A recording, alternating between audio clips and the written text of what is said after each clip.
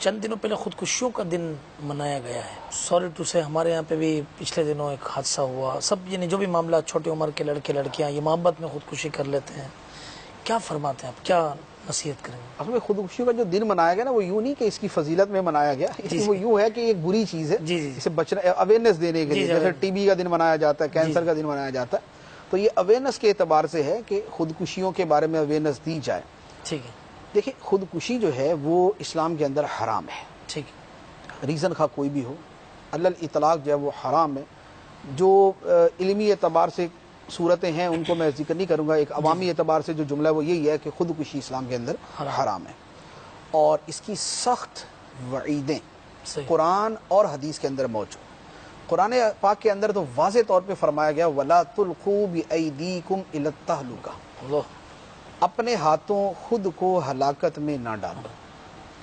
ایک جگہ فرمایا وَلَا تَقْتُلُوا أَنفُسَكُمْ إِنَّهُ كَانَ بِكُمْ رَحِيمًا, اپنی جانوں کو قتل نہ کرو, اللہ تم پہ بڑا رحیم ہے. کیا بات, سبحان اللہ, بے شک وہ تم پہ بڑا رحیم ہے, اپنی جانوں کو قتل نہ کرو.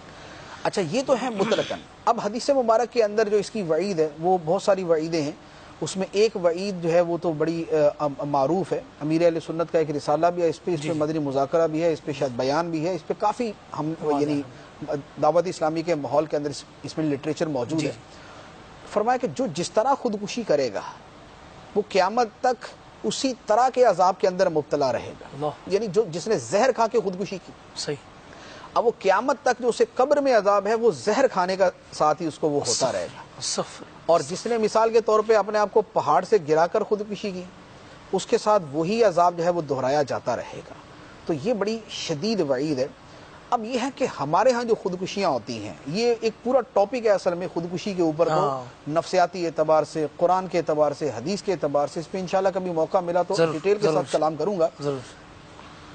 اب قطع نظر وہ ان خودکشیوں کے کہ جو پریشانیوں کی وجہ سے یا حالات کی وجہ سے کر لی جاتی ہیں, ان سے ہٹ کر جو یہ ہے یعنی پیار محبت کے اندر یعنی ناکامی کی وجہ سے جو خودکشیاں کی جاتی ہیں, جی جی, اب وہ جو فیل ہوا وہ تو ناجائز حرام ہے, اس میں تو کوئی شک ہی نہیں ہے. لیکن تھوڑا سا لوگوں کو اس بات پہ غور کرنے کی حاجت ہے کہ ہم کون سا معاشرہ تشکیل دے رہے ہیں, ہم کیسی سوسائٹی بنا رہے ہیں, ہم اولاد کی کیسی تربیت کر رہے ہیں, ہماری اولاد کس راہ کے اوپر گامزن ہے, زندگی کی روش کیا بنی ہوئی ہے. ان چیزوں کو ذرا دیکھیں اور تھوڑا سا غور کریں, ورنہ یہ ایک واقعہ جو ہوا ہے یہ ایک نہیں ہوگا, یہ گلی گلی ہوگا, محلے محلے ہوگا, یا اس کا نتیجہ یہ ہوگا کہ بدکاری ہوگی. صحیح.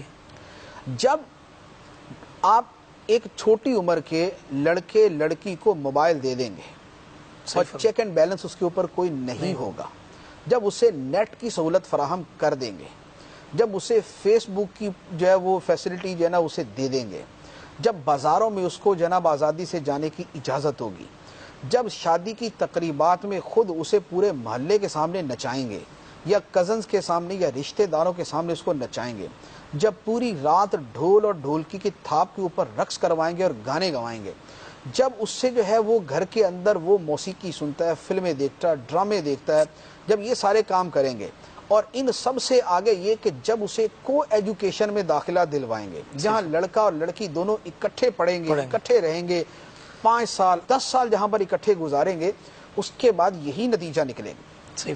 کیونکہ ہمارے ہاں ہمارا جو معاشرہ ہے نا وہ آدھا تیتر آدھا بٹیر ہے. جی, نہ یہ پورا اسلامی ہوتا ہے, نہ یہ پورا غیر اسلامی ہوتا ہے.